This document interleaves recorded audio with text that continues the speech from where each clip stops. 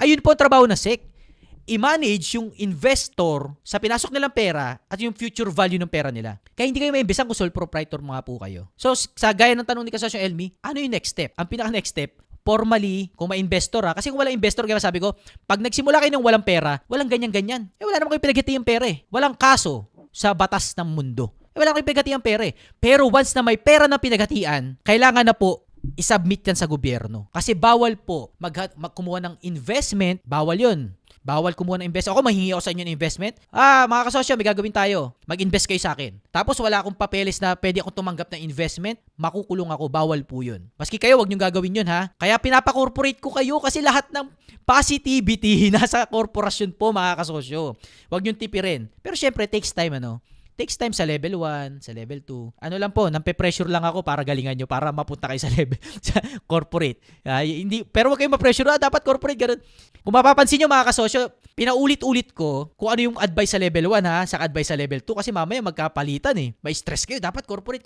Hindi po Matagal muna sa level 1. So okay lang naman dyan, kahit na simpleng corporate lang kayo. At sinasabi kong corporate kasi sa level 2, yung may ibang tao na talaga. Yung meron nang nag-invest na iba na hindi nyo kasapi, alam nyo yun, yung hindi founder ibang tao talaga na nag-invest at saka may advisor na talaga kayong kinuha. Tinawagan nyo si Sir Elmi. Sir Elmi, pwede bang maging advisor kayo para sa construction business ko? Ganon. Si Sir Elmi, ibang tao na sa grupo nyo. Pero dahil expert si Sir Elmi, halimbawa sa construction, advisor siya. Hindi siya mag-invest pero may shares siya. Hindi libre ang advice Hindi libre ang advice. May kapalit na shares po yan.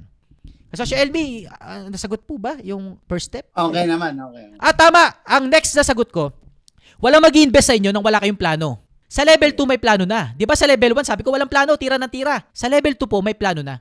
Sasabihin ng investor, okay, may idea ka. So anong plano mo? What's the plan? Ito ang plano ko. After natin magpa-corporate, bibili tayo ng isang barko sa Batangas, tapos yun yung gagamitin natin para ayusin. Tapos pag pinayos natin yung barko, gamit yung ininvest mo, paparentahan natin yan sa mga turista. Tapos magsisimula na yan na modelo. Tapos papapranchise natin yung concept. Ayun yung plano. So may plano ang level 2. After nyo magpa-corporate, meron na kayong board of advisor, meron na kayong board of directors, meron na kayong CEO. Ang trabaho, meron na kayong mga employees. Ang trabaho na nun, yung CEO, kailangan i-execute yung plano na pinagkasunduan ng mga founders, ng mga investors, at ng mga advisors. Ngayon, pag hindi in-execute ng CEO yung plano ng maayos, pwedeng sibakin yung CEO. Bakit dapat sibakin? Kasi kawawa yung mga investor, owner, founders, pag hindi tumaas yung value ng company. Kaya, ang CEO, CEO Chief Executive Officer. Ano in-execute ng CEO? Yung plano na inaprubahan ng board. Kaya may board of directors Sila yung board of directors. Dinidirekta nila yung direksyon ng kumpanya. Ini-impluwensya nila yung direction. Ang director po nasa owner part. Yung sinabi ko kanina, nasa owner. Kaya yung CEO, execute lang ng execute yun. Sa totoo, hindi dapat nagpaplano ang CEO. Pero na lang kung isa rin siya sa board of directors sa ibabaw. At siya yung may pinakamaraming shares sa seat ng board of directors. Ang CEO, di ba parang astig parang siya yung pinakamay-ari. Hindi po. Ang CEO, highest paid employees lang po yan. Kaya yan sibakin. Kaya yan palitan. Ang hindi napapalitan yung owner. Papalitan lang yung owner pag binenta niya yung shares niya sa iba. So ano gagawin pag ready na sa level 2? Bawa, formalan na. So magpa-corporate para legally invested na, legally structured na yung plano. Number 2, i-execute yung plano. Wala namang mag-i-invest sa inyo kung pangit yung plano nyo Wala mag-i-investor. Pero pag maganda ang plano sa level 2, yun ang i-implement. Ang level 2, hindi yan yung franchising tayo ngayon. Ay, hindi gumana. Ano tayo? Licensing company, licensing naman tayo. Hindi po pwede yun sa level 2. Bakit? Kasi ang nakarehistro sa SEC, isang modelo lang. Sa SEC, ang di-describe mo lang sa papeles mo, no?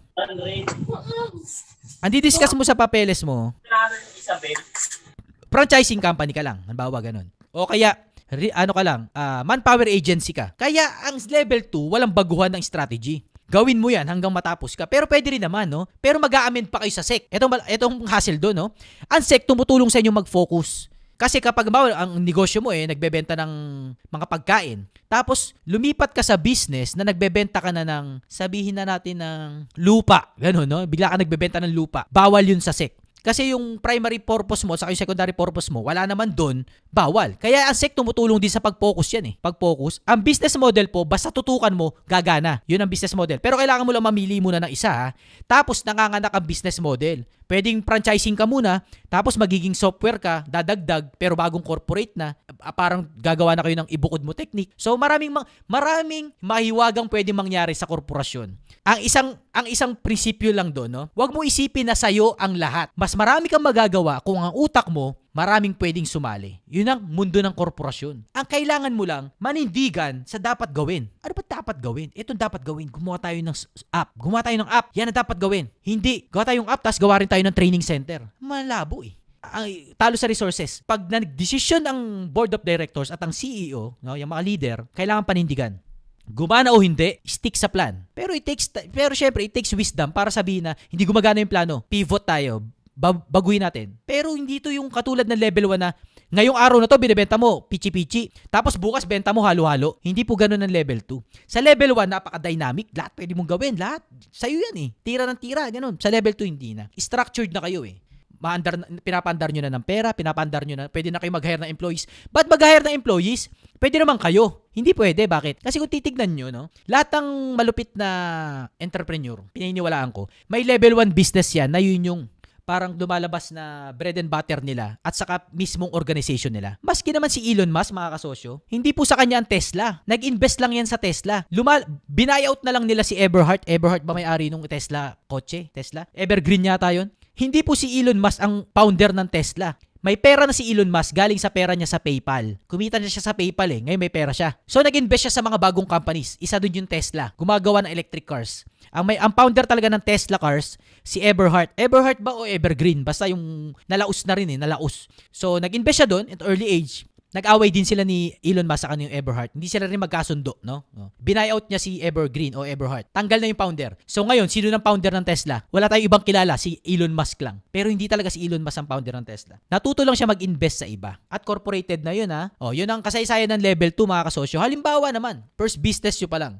Level 1, transitionally, magiging level 2. Walang iwanan, walang bukuran technique. Di ba? Sabi ko kanina, ibukod yung technique. Kasi ayaw nyong ihalubilo yung level 1, yung na business, yung baby nyo, sa level 2. Pwede rin naman. Depende na nga lang kung anong kaya nyong ibigay o anong dapat nyong ibigay. Pero katulad nga natin, to be honest, sa ating mga Pilipino, ayaw natin pakawalan yung level 1. Gusto natin atin lang yun. So kung gano'n na senaryo, gamitin yung ibukod nyo technique. Di nakabukod yung isang korporasyon. Paano yan kasosyo Arvin? Di malalakaw focus kami. Hindi. Bakit? Kasi papaandarin nyo na ng pera yung level 2 eh. May nag-invest na eh. Di ba? May nag-invest. Kaya nga kayo nagawa ng bagong kumpanya kasi may nag-invest na. Okay, wag nyo palang ilito yung level 2 sa ibukod yung technique, ano? Hindi porkit level 2 na kayo, magbubukod na kayo ng kumpanya. Hindi po ganun, ha? Kung sakali lang na ayaw nyo, kung sakali lang na may gustong mag-invest at ayaw nyo ibigay yung shares ng level 1 nyo na company, di wag, gawa kayong bagong company. Yun lang po ang ibig sabihin nun. Pero hindi ibig sabihin na, kasosyo Arvin, level 2 na ako, so ibig sabihin, kailangan ko na itong ipa-corporate or ipa-structured na ganun. Hindi rin naman. Kasi katulad ni kasosyong May, 1 month pa lang yung business niya, pero lume-level 2 na. May reseller na, may distributorship na, 'di ba? Hindi ko pa naman siya sasabihin na ipa-corporate agad kasi mamaya magbago pa ihip ng hangin. Baka mamaya yung bitchy ngayon lang sumabog, no? O kaya may mga figure out pa silang something. So hindi equivalent na level 2, equivalent sa bagong korporasyon. Hindi po. Pwede rin yung level 1 nyo nga katulad sa amin sa mga negosyo namin. Isang kumpanya lang lahat yan. Bakit? Kasi from the very beginning, buo kami. At pag nagpadami kami ng negosyo, kami pa rin at may chance na naman yung iba mag-invest kung gusto namin. So hindi po equated na level 2 corporated. Hindi po Hindi ko rin naman sinabi na hindi ka sasabog pag hindi ka nagpa-corporate. Hindi po. Ibang istorya po yung ibukod yung technique ha. At saka ibang istorya yung magpa-corporate kayo. Natanong lang ni Kasosyong Elmi na, pag level 2 ka na, anong una mong gagawin? Sagot ko doon, magpapasek. Kasi ang utak ko, hindi ako magsisimula sa pre-sell. Hindi ako magsisimula sa pre-sell sa level 2. Magsisimula ako sa pera. Bakit? May proven na akong concept eh. Ibebenta ko yung plano. Napakaraming mayaman sa Pilipinas mga kasosyo. Napakaraming may pera. Kung iniisip nyo, wala kayong kukuha na ng milyon, buray nyo sa isip nyo yan. Buray nyo sa isip nyo. Ang milyon po nakalatag lang sa harapan natin. Nandiyan lang yan. Kailangan nyo lang maging investable at right vision and idea at yung plano sa level 2. Hindi na to about sa magandang plano. Proven ka na entrepreneur eh. 15 years ka ng entrepreneur eh. Kaya pag nagsalita ka ng plano mo, alam na ng tao na mag-execute ka. At dahil sa salita mong yun, mag-i-invest sila. Hindi ka na magbabalot ng produkto. Hindi ka na magdi-deliver ng produkto. Ang trabaho talaga ng level na yun, no? Daliri mo na lang gumagalaw. Daliri mo na lang gumagalaw doon, no? Ganong-ganong ka na lang doon, no? Pero isa cursed, no?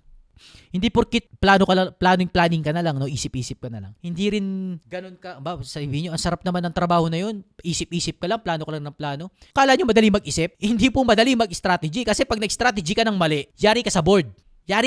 Mapagalitan ka. Sabunin ka. Kaya ganito ako magpagalit. Sawa po ako sa pagalitan. Sawa po ako sa sermonan. Sawa po ako dyan. Bakit okay lang na ganitong boses mo magsalita kapag may dinideliver kang plano o execution o idea? Dahil concerned kayo sa bineventure nyo. Ganong kahalaga yung ginagawa nyo, kaya yung puso nyo lumalabas na sa katawan nyo. Kasi sobrang seryoso kayo sa venture nyo. Kaya hindi porkit nagtataasan kayo ng boses, nag-aaway na kayo. Ibig sabihin lang nun, sobrang yung malasakit sa ginagawa nyo, kaya nag-uumapaw yung pagmamahal nyo, kaya yung boses nyo talagang parang mansasakal na ng tao. Pero hindi kayo mananakit, syempre. Yun lang talaga ang labanan doon sa board. Pag may mga board kayo, ay sus Maria Josep, lahat ng respeto nyo sa sarili nyo kakainin. Bakit? Iba laban dun eh. Diba? Hindi mo pwedeng patunayan na nagpagod ako, nagtatrabaho ako Kaya wag nyo akong pagalitan dyan. Hindi po ganun sa board. Kahit pawis ka o hindi ka pawis, walang paki ang board. Kailangan gumagana yung plano. Kailangan may profit sa dulo. Yun ang mahalaga sa board, sa mga owner. Kaya hindi yan yung trabaho ko malupit, no? Yung pagod na pagod ka. Sa level 2, sa level 3, hindi na ganun ang equation ng work. Ang work sa level 2 o level 3, yung kaganapan ng plano, yung execution. Na-execute mo ba yung plano? Alam niyo ba ang mga plano sa level 2 o level 3? Ang plano, bilin mo yung kalahati ng Batangas. Bilin mo yung lupa ng kalahati ng Batangas. Yun ang plano ng board. Yun ang inaprubahan ng board. Ngayon, ikaw CEO, yun ang trabaho mo. Bilin mo yung kalahati ng lupain sa Batangas. Paano mo gagawin ngayon yun? Yun ang trabaho mo. Kailangan mo bang magbalot ng produkto? Kailangan mo bang mag-deliver ng produkto? Kailangan mo bang kumausap sa customer? Hindi. Ang trabaho mo, bilin yung kalahati ng lupain sa Batangas. Paano mo gagawin yun? Hindi ko alam kung anong trabaho gagawin mo. Ligawan mo yung mayor, ligawan mo yung mga hasindero-hasindera sa Batangas para magawa mo yun. Yun yung plano. Pag di mo na-execute yun, si baka sa board. Di mo nabili. Kahit na duro-duro ka lang ang trabaho mo, hindi basic yung trabaho mo. Kahit utusan mo si ganito, bilin mo yan. Sabihin mo kay mayor, ganito, ganyan. Yun nga lang ang trabaho mo, pero hindi biro yun. Binigyan ka ng isang trabaho na imposible. Yun ang mga trabaho ng CEO. Hindi magbenta. Sa level 2, level 3 yan, mga kasosyo. Sa level 1, ang layo niyan, produkto, market, benta-benta, experiment, pichi-pichi, bago-bago ng produkto, experiment sa mga kasosyo. Pero pag may ibang tao na, may investor na, nagle-level up din tayo. Kaya tumanggap kayo ng investment. Kasi hindi kayo mag-grow pag walang taong naglapag ng pusta. Kasi solo nyo lang Kayo lang ang boss. Walang nagpapagalit sa inyo. Walang kumokontra sa inyo. Hindi kayo mag-grow. Kaya gusto ko rin na mag-corporate kayo sa future, at tumanggap kayo ng mga investment. Lagi sinasabi, mangingialam lang yung mga investor, ganun. Kung ayaw nyo yan, wala naman akong magagawa. Gusto nyo lang pala maliit Gusto nyo lang pala lifestyle business Wala namang problema doon. Ang sineshare ko lang na lakbayin, yung malalaking kumpanya. Kung paano tayo makakarating doon. Huwag nyong kakalimutan. Si Sir Injap Sia, manok ang simulang negosyo. May nanalo na sa manok, pero nagwagi pa rin si Sir Injap Sia. Kaya huwag yung mimenosin yung pichi-pichi nyo. Huwag yung mimenosin yung mga produkto nyo kahit napaka-simple lang yan. Kaya pa rin pasabugin yan. Basta tinatanim ko sa isip at puso ng bawat isa. Ang level 1, hindi pa tapos. May level 2 pa. At may level 3 pa. Iba ang laban sa level 2. Kung stress level nyo sa level 1, 100%. Ang stress level sa level 2, 500%. Ganon ka-stress sa level 2. Ang stress level sa level 3, baka di nyo nakayanin. Kung mga 5,000%, no? Kasi it takes everything ang pusta mo na sa level 3. Pangalan mo, dignidad mo. Buhay ng iba. Tama, buhay ng iba. Kabuhayan ng maraming tao. Takbo ng ekonomiya. Yun na ang pinupusta mo sa level 3. Kaya ang stress level mo doon, 5,000%, hindi ako nagbibiro. Kung sa level 1, stress level mo 100%, syempre, ang inisip ko lang naman doon, paano ka makakabenta mamaya, paano ka makakabayad sa empleyado mong 3, no? Paano ka makakabayad ng kuryente, stress ka 100%. Stress level number 2, level 2, 500%. Kasi meron ka ng mga customer na mga bigatin dyan. Ang dami ng elemento, no? Ang dami ng elemento. Pero, kayo pa rin, no? Sa level 3, iba na laban. Yung stress level mo, iba na. Halimbawa, magdidesisyon kayo. Halimbawa lang, kayo si Sir Joey Concepcion. Ewan ko lumalabas si Sir Joey Concepcion sa mga TV tungkol sa mga vaccine. Halimbawa lang, no? Kailangan magdesisyon kung anong vaccine ang bibilin. Halimbawa lang, ikaw may-ari ng San Miguel. Halimbawa lang. So, kailangan mo magdesisyon kung anong vaccine ang bibilin. Kung Pfizer ba o yung AstraZeneca, ganon. Kailangan magdesisyon. Akala nyo ba ang dali magdesisyon sa dalawang vaccine na yon? Kung sa simula pa lang ng pandemic, ha? Akala nyo ba napakasimple nun?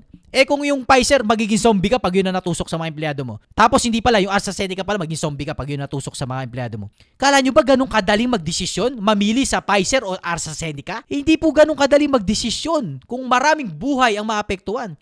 Si Kasosyong Rodrigo Duterte, si President Rodrigo Duterte, siya ang CEO ng kumpanya ng bansang Pilipinas. Siya ang CEO natin. Kala nyo ba madaling magdesisyon na tumanggap ng donasyon mula sa China? O kaya tumanggap ng donasyon na vaccine mula sa Amerika? Kala nyo ba ganun kadali magdesisyon? Hindi ganun kadali magdesisyon. Kung inakala nyo, ang sarap ng buhay, isip ka lang ng isip. Hindi po. Yung stress level mo sa decision making doon, hindi ka na patutulugin. Ready ka ba sa ganung stress? Yan, tanong. Are you equipped para sa ganung tibayan ng loob? Kung hindi, wala namang problema, level 1. Walang problema, yayaman ka pa rin dyan. Makakabili ka pa rin ng Montero sa level 1. Makakabili ka pa rin. Pero pinaglalaban natin dito, yung may kapangyarihan tayong matweak yung economic system natin, yung economic situation natin. Ando dun tayo eh. Lipas na po ang mga magulang natin, no? Hindi na sila. Tayo na ngayon. Hindi pa ang mga anak natin. Nagre-ready pa lang sila. Tayo ngayon. So patatagan ng loob to, no? Patibayan ng sikmura. Hindi ako nagbibiro sa stress level, ha? Hindi ako nagbibiro. Kaya ihandaan nyo na yung stress level nyo. Kaya maraming mababalitaan kayo, no? Yung mga successful companies, no? Papansin nyo, laging istorya, no? Naghiwalay ng asawa. Hindi nagkaintindihan ng mga anak. Kapag naririnig ko yung mga istoryang yun, medyo naintindihan ko eh. Kasi yung stress level pa nga lang ng level 1, tapos yung level 2, ganun na lang eh. Ano pa yung stress level mo sa level 3? No? Ano pa kaya yun? Si Warren Buffett, no? Si Warren Buffett, naging pinakamalupit na investor si Warren Buffett kasi nung araw na mababankrupt ng USA, mababankrupt ha, babagsak na ang buong economic system ng USA nung 1991 yata to, 1990 something. So, isang simpleng investor si Warren Buffett. Pero dahil malupit na siyang investor, siya ang nakaformulate, hindi naman nakaformulate, ano? Isa siyang elemento kung paano nasolusyonan yung problema ng US para hindi mabankrupt yung monetary system nila. Si Warren Buffett yung naka-impluwensya. Mga ganong senaryo, no? Guguho na yung bansa nyo, no? Mababauna kayo sa utang, pero dahil sa'yo, entrepreneur ka, may solusyon ka. Basahin nyo yun, yung istorya ni Warren Buffett na sinalba niya yung US from bankruptcy. Ganun istorya. Ganun kabangis si Warren Buffett. Hindi lang siya dahil sa pera, malupit. Magaling siya dumiskarte sa economic policy para hindi malugi yung bansa. Alam nyo ba, pero malugi yung bansa? Pwede po malugi yung bansa. Pwede ho yan mabankrupt. Kaya kung hindi maayos yung pagkuha mo ng investment at pagbabayad mo ng mga debt nyo, no? Mali yung paikot mo ng cash flow ng bansa, tagpos sa mga kababayan mo. Tagpos. Mabebenta. Naiintindihan nyo ba yung pinapaliwanag kong stress level ng level 3? Huwag sana kayo matakot. Kasi kung takot tayo, sino nando doon? Sila lang. Hinahanda tayo ni Lord. Pinapatibay yung mga loob natin. From level 1, matraining tayo doon, papunta sa level 2. Para sa labanan sa level 3, equip tayo, malakas tayo. Ako nga tumumba eh. Unang pasok ko sa level 3, tumumba ako. Hindi pa kaya. Atras ako. Start ako level 1 ulit. Okay lang. Kahit nga madapa ka nga ilang beses, okay lang eh. Basta, alam mo, tutuloy ka pa rin. Iba yung nadapa ka, no? Tapos sabi mo sa sarili mo, dito na lang ako, okay na ako dito. Hindi na ako magpapalaki ng negosyo. Yun ang ayaw ko na mangyari, no? Na maka-experience kayo ng tribulation sa buhay nyo pag ninegosyo. Tapos sinabi nyo, ayoko nang mag-level 2 or mag-level 3. Dito na lang ako kasi mas okay dito. Ayaw ni Lord yan. Mediocrity yan. Complacency yan. Hindi. We are equipped, no? We are built to be great.